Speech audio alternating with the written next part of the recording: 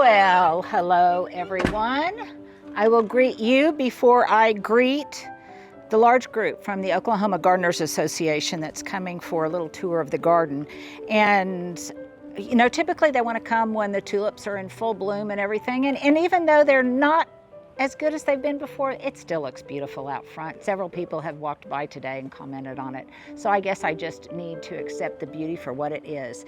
Today we're gonna just spend some time with them, see what kind of questions they have.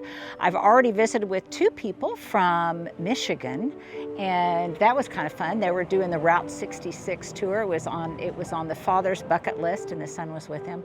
So that was fun. So we're just gonna kind of see what happens today. What do you say? Let's do it.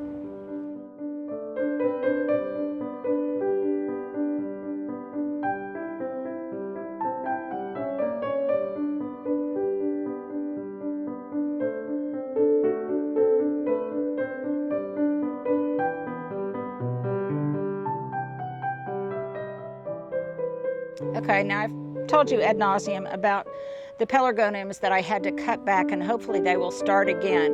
But I am not willing to wait for these pots that are really showcased on this plant stand. Well, I don't want them to look ugly and barren for that long a period of time. So what I'm going to do is I'm going to take these out, just plant them, pot them up in some of the plastic pots I have, put them in my little plant hospital on the west side of my house.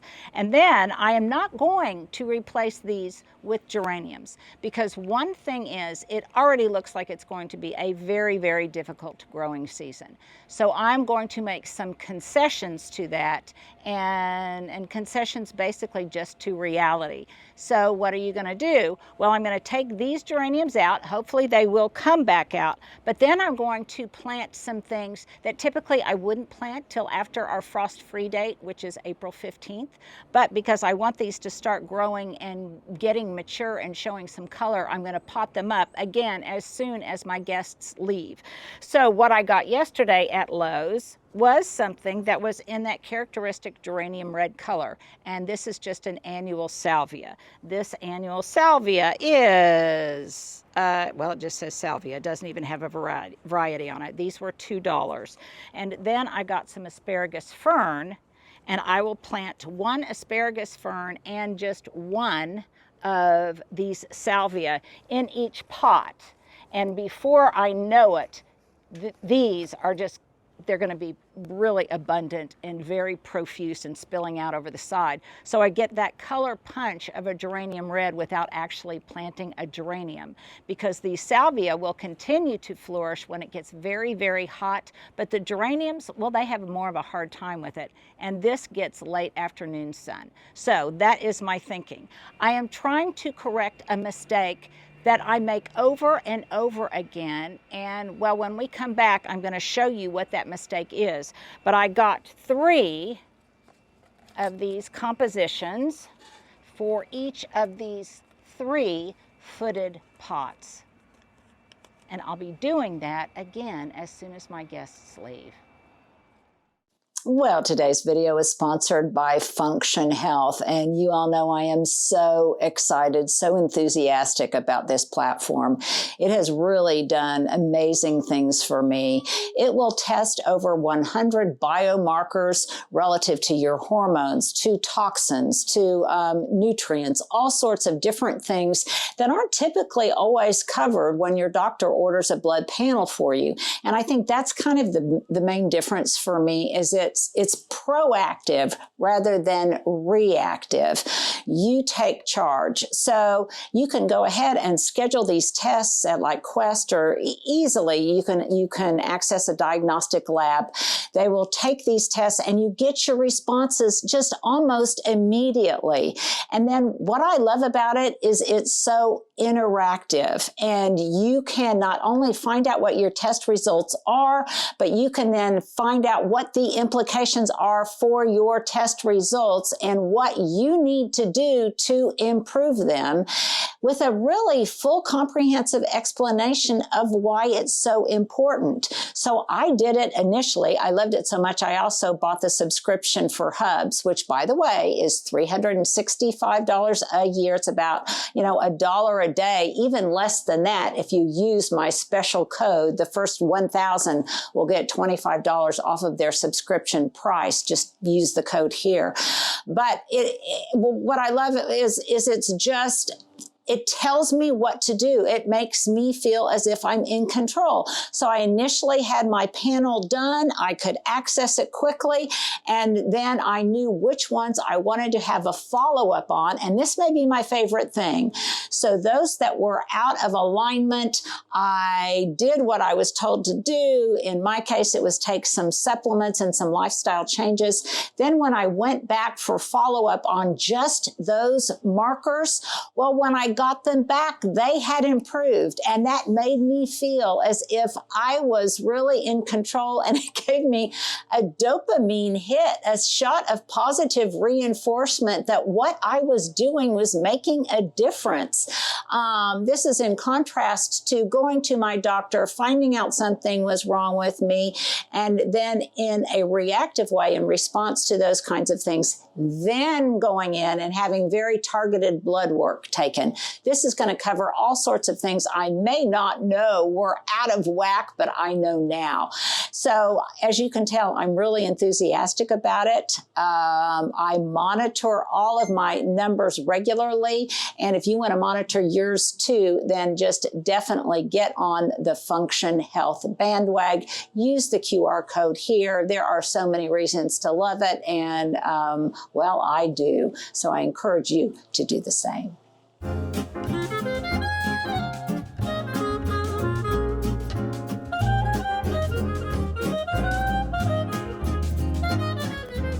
Okay, so what is that mistake I make over and over again?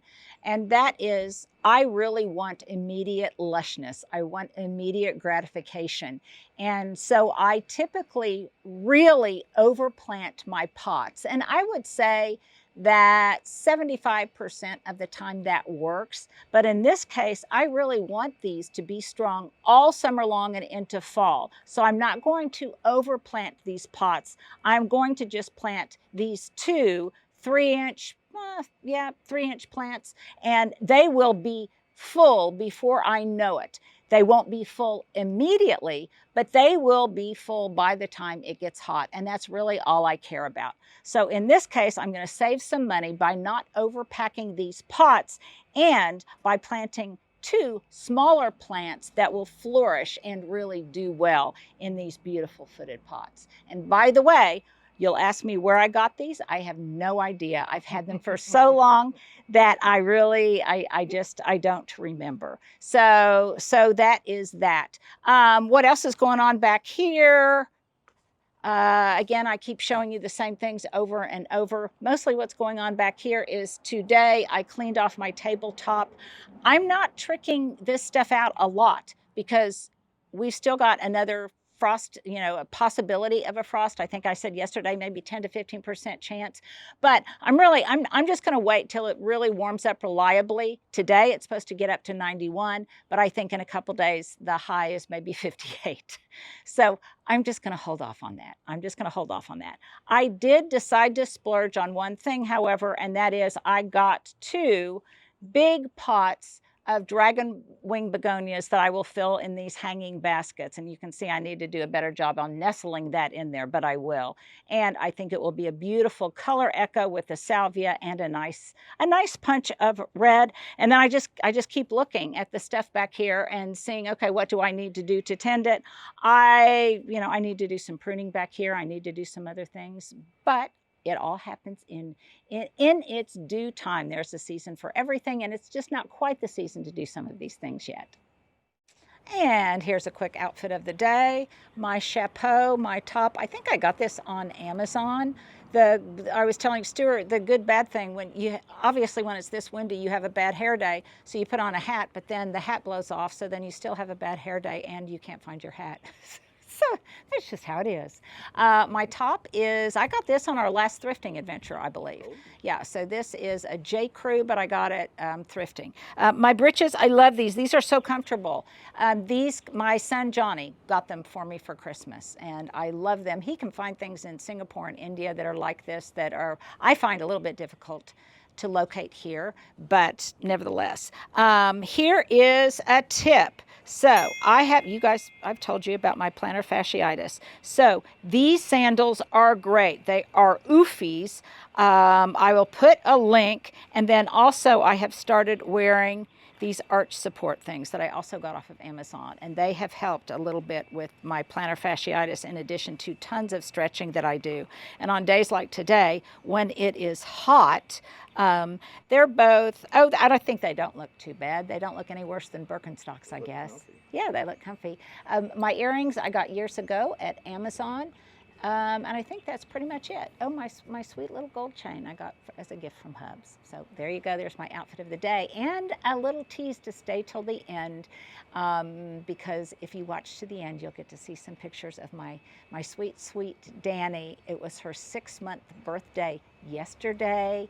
And oh my gosh, she is going to be a wonderful little undergardener. And you'll be able to tell that based on these pictures. Okay, also some great observations, and I didn't really give a complete enough explanation on how I'm treating scale on my different plants, on my bay tree, on my olive trees. I get a little bit of it on my myrtle compacta, and I mentioned insecticidal soap. And I use both insecticidal soap, I also use neem oil, and I use these at regular levels and based on the time of year. And also, in some cases, I've even used a horticultural dormant oil, especially on those things in the ground that tend to get scale. So it is a multifaceted approach. It depends on how extensive and bad the infestation is. A lot of it I also just remove kind of manually. But whoever, I can't remember, we'll put up a screenshot here, who made that observation that yes, scale, like other insects, there are different stages, and at different stages of its evolution, you really need to treat it differently. And I think she even suggested maybe getting a magnifying glass. I don't know that I would ever do that, but nevertheless, the point is well taken. You really need a multifaceted approach to scale, and if you're not sure or you kind of can't remember, then you can just screenshot this right here for treatment of scale that we've put up on the screen or at the end of the video. I'm not sure which we'll do, but I think it will be helpful. And then of course, just ask, just Google it. Just do your own research, because your treatment might differ a little bit from mine if you're in a different zone. Okay, even though it's supposed to get hot today, the tulips really, they're starting to improve. What's not improving is the supporting cast, because stuff just isn't growing. And really, I don't expect much of a change until we get some rain. And I think week after next, we're supposed to get a good bit of it, so we'll keep our fingers crossed. I always tell people when they are coming, if possible, from the south to come down Dewey, because as you know, I've told you many, many times, that's my favorite spot from that corner, and you can show the picture from the corner, because it's the prettiest aspect, I think, of the cottage, and it's the most dramatic. In fact, the guys that were here this morning, they were coming from Michigan, and they thought, he's a horticulturist, and they thought that I still lived in my old neighborhood, but they were driving around in here and they saw the cottage, and I said, oh, we love that landscaping, and then they realized later, oh, that's where she lives now. so that was a nice comment. So there you go, just a little bit of a daily check-in. It's kind of a different kind of Wednesday walkabout, rather hurried, not showing a whole lot because I've got guests coming, but it is a nice Wednesday walkabout, and what looks good looks great, and what doesn't, well, it's in waiting. So I know for most of you, you're in the same situation. You have shared it with me. I honor it. It makes me feel so much better, and in a way, so much worse that we're all experiencing this wacky, wacky weather. But hope springs eternal for us gardeners, and there's always next week and next season. You guys take care.